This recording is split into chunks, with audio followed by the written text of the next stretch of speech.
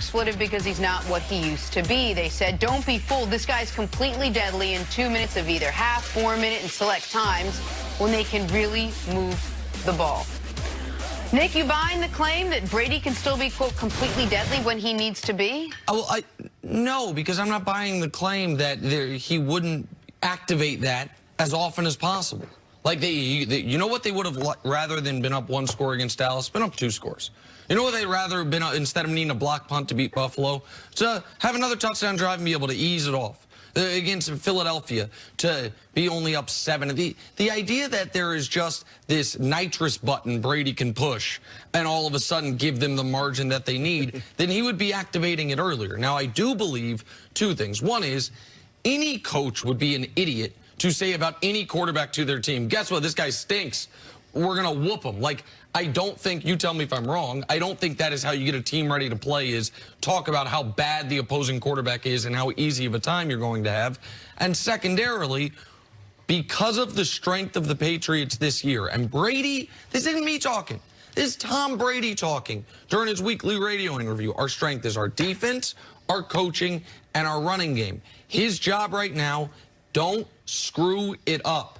And that is an enormously important skill, especially come postseason football, especially if you have a defense this good, to not have the backbreaking turnover, to not create the short field for your opposition, to not let the opposing defense score the way the Patriots defense scores so often. I do trust him in that.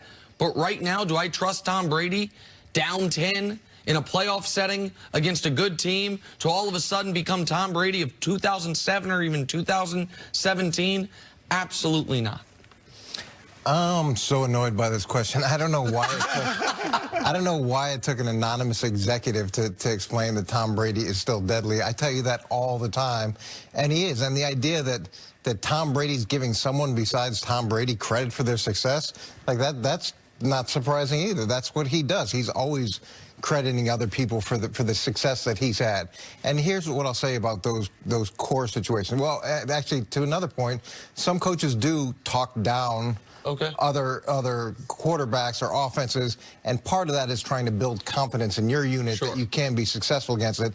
So that does come into play a little bit.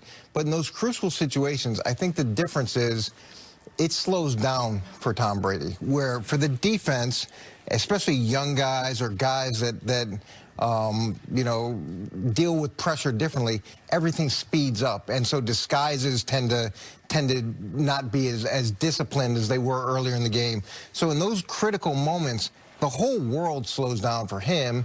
His heart rate goes down, where defensively it accelerates and they give more information. And he is the best in those situations that I've ever been around, and I'd argue he's the best that anybody's been around. I agree and with I'd that. say he still is. And you saw some of those crucial moments against Dallas when they were driving late in the game, him coming up with big plays. And would he have liked to have him the whole game? Yeah, of course he would.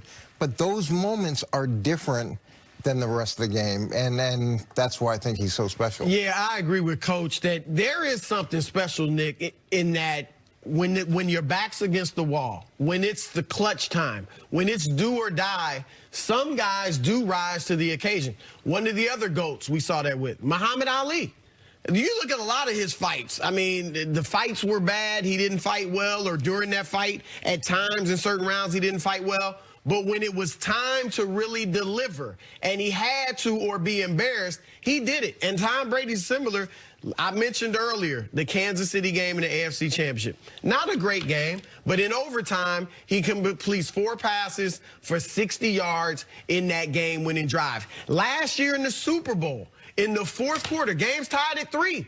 He leads a 5-play, 69-yard drive that Sony Michel ends up with a touchdown. Brady was 4 for 4, 67 yards in that drive. So he had 67 of the 69 yards. So Tom Brady does have that something special where when you absolutely have to deliver, he does it. And I still think, even though his numbers are down, he had moments last year where midway through the season for a 5-game stretch, 2 of the last 3 games last year, he didn't look like Tom Brady.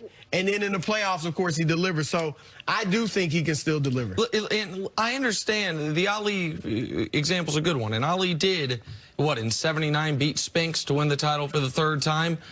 But then he lost it, and then he wasn't the same guy. And at some point, you're the greatest ever, but you're not even close to the greatest right now. I agree with you. Tom Brady is the greatest, not only quarterback I've ever seen, he is one of the greatest clutch athletes ever. To me, there's no denial of that. And anyone that would come on television and say that's not true is lying or hasn't watched football the last 20 years. But you can bring up the Chiefs game or in last year's playoff run. What also happened in the Chiefs game was there was a moment where, despite the big halftime lead, the Patriots were down. They were down 4. It looked like the final drive of the game. And Brady threw an interception. That happened. Now, D Ford was lined up an inch off sides. They got a reprieve, and he ended up driving them down for the touchdown. And so, but the point that you're making, Coach, that in these biggest moments, he can still go to it. At some point, he can't, right? He's not going to play till he's 50. At some point, that will no longer be there. And the evidence for this season is we are already at that point. But Nick, you said it yourself. There's some part of Tom Brady that's about self-preservation in the regular season. He's not going to take a big hit. He knows that he is the catalyst to them actually winning in the postseason. And if he's not healthy, there is no amount of play that the defense could go out there and put forth that they would actually be able to carry them.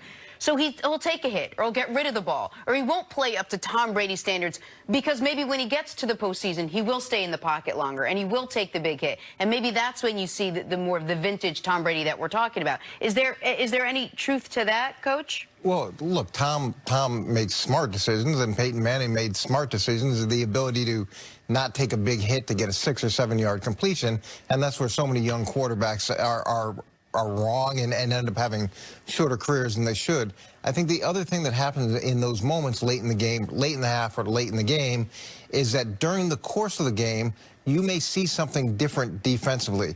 They may be disguising, they may have different fronts or coverages, so he's gathering that information. And as the game moves on, whether it's the end of the half or the end of the game, he's got that information now. And now he knows the answers, where other quarterbacks, they're not processing as it goes the same way that he is. And with his wealth of experience,